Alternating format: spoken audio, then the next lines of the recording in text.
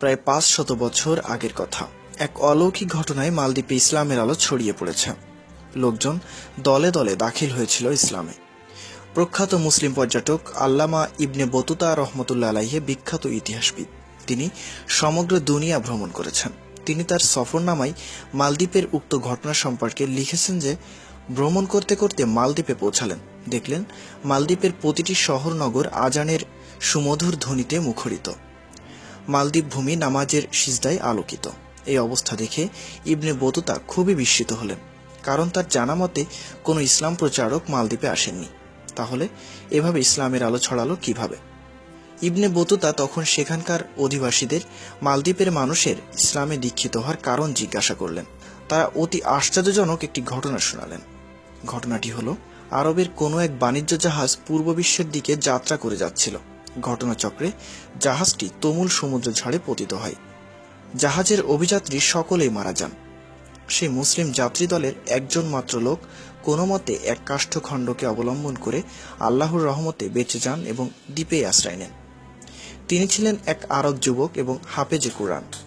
তার নাম হাফেজ আবুল বারাকাত। এই অচেনা অপরিচিত দ্বীপে কোথায় যাবেন তিনি? কে তাকে আশ্রয় দিবেন?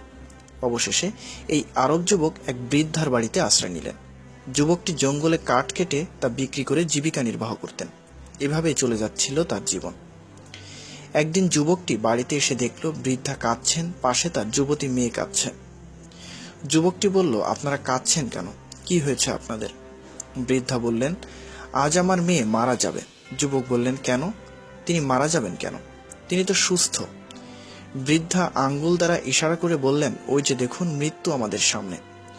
যুবক বাড়ির সামনে তাকিয়ে দেখলেন রাজার সৈন্যরা দাঁড়ানো। যুবক বলল, তারা কি আপনার মেয়েকে হত্যা করবে? বৃদ্ধা বললেন, না, ব্যাপারটি তা নয়। রাজার সৈন্যরা আমার মেয়েকে নিয়ে যাওয়ার জন্য এসেছে। কেননা আমাদের এই দ্বীপে প্রতি বছর একটি নির্দিষ্ট তারিখে এক সামুদ্রিক বিপদের উদ্ভব হয়, যার থেকে রক্ষা পাবার উপায় হলো আমাদের দ্বীপবাসীদের পক্ষ থেকে এক যুবতী মেয়েকে ওই দিন সূর্য ডোবার পর সমুদ্র উপকূলে একটি মন্দির আছে, সেখানে রেখে আসতে হয়। পরের দিন সকালে সরকারি লোকজন সমুদ্রের কিনারা থেকে ওই মেয়ের মৃতদেহ উদ্ধার করে আনে। প্রতিবারই লটারির মাধ্যমে নিরূপণ করা হয় কোন মেয়েকে পাঠানো হবে। এবার লটারিতে আমার মেয়ের নাম উঠেছে, তাই আজ রাতে তাকে সমুদ্র উপকূলে পাঠানো হবে, সেখানে তার মৃত্যু অনিবার্য। যুবক বৃদ্ধার এমন বেদনাদায়ক কথা শুনে বললেন, আজ আপনার মেয়েকে সেখানে পাঠাতে পারবেন না। আজ রাতে আমি নিজেই সেখানে যাব, দেখি সেখানে কি হয়।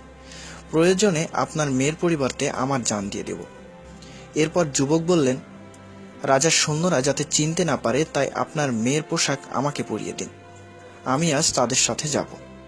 উল্লেখ্য যে যুবকের বয়স ছিল খুবই কম, তার দাড়ি গোঁফ কিছুই গজায়নি, কাজেই মেয়ের বেশে তার ধরা পড়ার আশঙ্কা ছিল না। বৃদ্ধা যুবকটিকে নির্ঘাত মৃত্যুর দুয়ারে ঠেলে দিতে রাজি হচ্ছিলেন না, কিন্তু যুবকটি বোঝালেন যে তিনি মুসলমান। মুসলমানগণ আল্লাহ ছাড়া আর কাউকে ভয় পায় না। তার জীবন মৃত্যু আল্লাহর হাতে। আল্লাহর হুকুম না হলে কেউ কাউকে মারতে পারে না। তাছাড়া তিনি হাফেজে কোরআন, তাই তার বিশ্বাস আল কোরআনের বরকতে মহান আল্লাহ তাআলা তাকে হেফাজত করবেন। এভাবে যুবকটি বৃদ্ধাকে নানাভাবে বুঝালেন। শেষ পর্যন্ত যুবকটির অত্যাধিক পীড়াপিড়িতে বৃদ্ধা রাজি হলেন। অতঃপর রাজার সৈন্যরা তাকে সেখানে রেখে চলে এলো। যুবক সেখানে উত্তম রূপে উজু করে ঈশার নামাজ আদায় করলেন। এরপর খোলা তলোয়ার সামনে রেখে সমুদ্রের ঢেউ দেখতে লাগলেন এবং পবিত্র কোরআন তেলাওয়াত করতে লাগলেন। রাত গভীর হতে থাকলো, চারিদিকে নিস্তব্ধতায় ছেয়ে গেল। প্রকৃতি নিদ্রার কোলে ঢলে পড়ল। শুধুমাত্র 3টি প্রাণ জেগে রইল, যাদের চোখের নিদ্রা বিদূরিত হয়েছে। তাদের এক হলো আরব যুবক, যার চোখ ছিল সমুদ্রের দিকে আর বুকে ছিল ইমানের বল। আরেকজন জাগ্রত ছিল, সে ছিল গরিব বৃদ্ধা। উদার ছিল আর যুবকের চিন্তায় সে ছিল অস্থির। আর তৃতীয় যে প্রাণটি জেগে রইল সে হলো যুবতী কন্যা, যে আরব যুবকের চিন্তায় অনবরত কেঁদেই চলেছিল।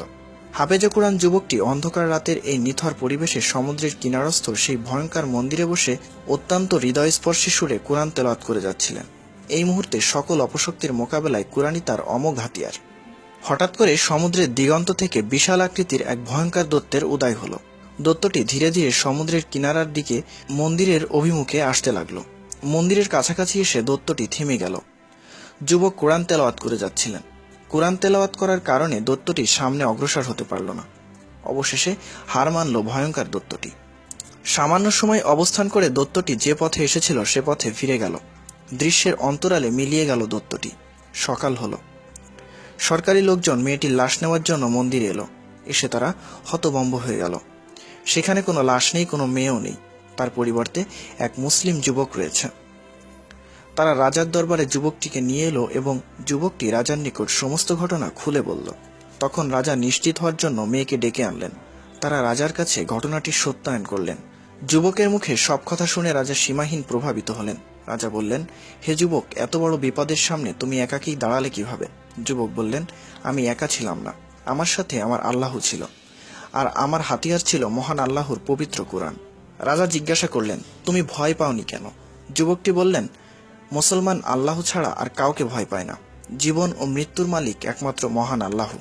এরপর রাজা বললেন, আগামী বছর এভাবে একা থামাতে পারবে? যুবক দৃঢ়তার সাথে উত্তর দিলেন, আল্লাহর হুকুমে একাই যেতে পারবো। তখন রাজা অতি উৎসাহিত হয়ে উঠলেন এবং বললেন, যদি তুমি পারো তাহলে আমরা সবাই ইসলামের সততার সামনে মাথা নত করব। রাজার এ কথাকে সবাই সমর্থন করল। এরপর পরবর্তী বছর নির্ধারিত তারিখের ঘটনা সবাই প্রত্যক্ষ করল। যুবক তার সত্যতা প্রমাণ করলেন। এই ঘটনার পর থেকে সে বিপদ মালদ্বীপে আর আসেনি। তখন রাজা ও তার দরবারের সবাই ইসলাম গ্রহণ করলেন। প্রথম দিনেই 65,000 লোক ইসলাম গ্রহণ করলেন এবং এই ধারা অব্যাহত গতিতে চলতে থাকল। তথ্যসূত্র তারিকে ইবনে বতুতা।